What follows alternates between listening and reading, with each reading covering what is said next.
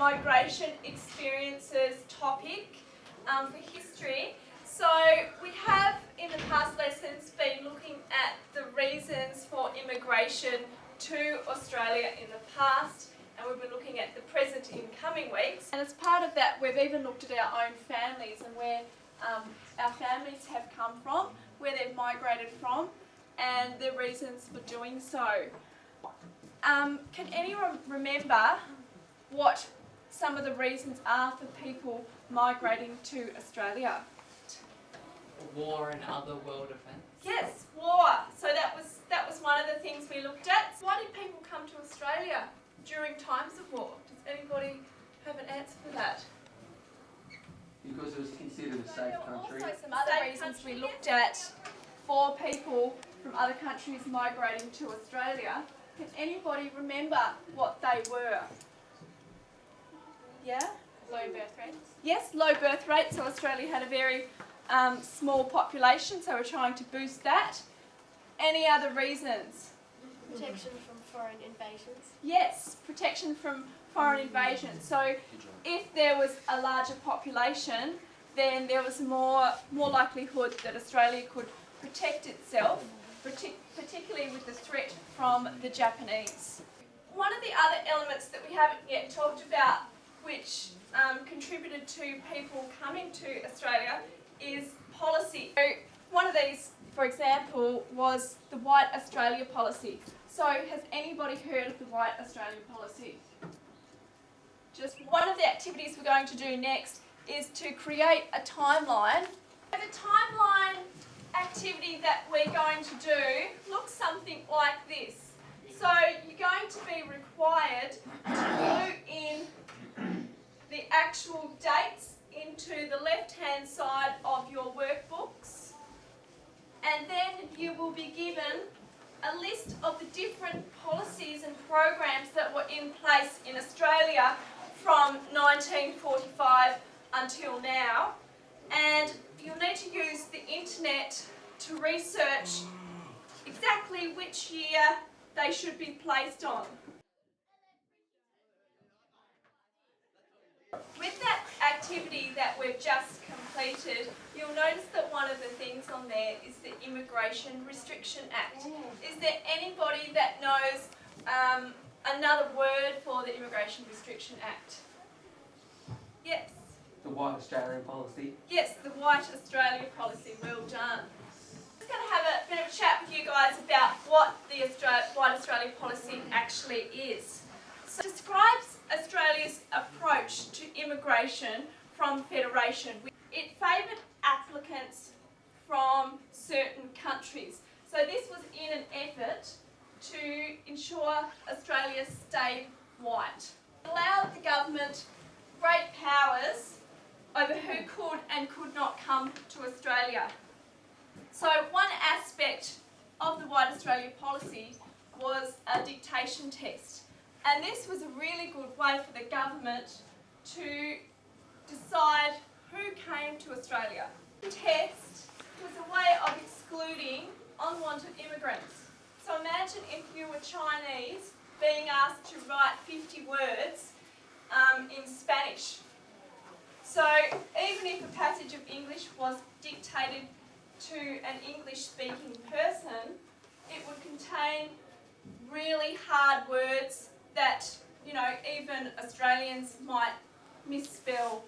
So we're going to actually do a real-life dictation test now. What you need to do is listen really carefully to the words that will be spoken and see if you can write down accurately what has been said.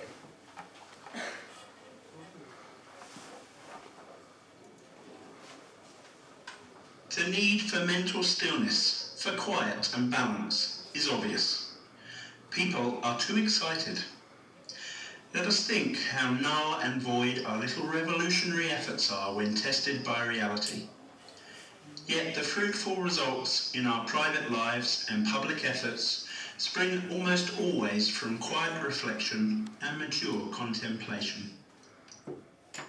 So who got all that down? Not me. I did. 1, 2. Who found it really difficult? Me. Yep, it was really and imagine if that was given to you in a language that was not familiar to you. Why do you think that the government of Australia wanted a white Australia? Have you got any ideas about that? Yeah. But non-British workers that came to Australia could be paid less, which was a worry for white Australians. Exactly. So with non-British people coming into Australia, they could be paid less, as you said, and so white Australians, were upset that maybe that would affect their employment and the rate of pay for them. Any other ideas? Yep. Australian way of life would be threatened. Yes, that's a great one. So our way of life in Australia, with people coming in from different countries and what they brought with them, so white Australians were worried that our way of life would be threatened. Anybody else? Yep. They thought white civilization was superior. Yes. So some people held the belief that whites were a superior race. The White Australia policy was eventually dismantled. So there were a few things that contributed to that, and one of them was that Australia realised that migrants actually were of benefit to Australia. Japanese war brides were given permission to stay in Australia on 5-year permits. Then in 1957, the Menzies government amended the citizenship rules so that non-Europeans who had lived in Australia for 15 years could become citizens. And in 1958, the dictation test that we've just all taken was abolished. Throughout the 1960s, there was a great push by certain groups in Australia to end the White Australia policy. So they believed that individuals should be looked at, coming to Australia on the basis of what they could bring to Australia rather than their racial backgrounds. The 1970s were a changing time for Australia and its national identity, and when the Whitlam government was elected, the last traces of the White Australia policy were dismantled, and that was in 1973. So for our final activity today, we're going to have a class debate, and I know you guys love class debates because it gets you active in learning. So the class debate is for and against the White Australia policy. So to give you a little bit of background information on the reasons for having the White Australia policy and those that were opposed to it, we're going to look at some more primary sources, and these were people who spoke in Parliament at the time, and you can actually find these recordings online.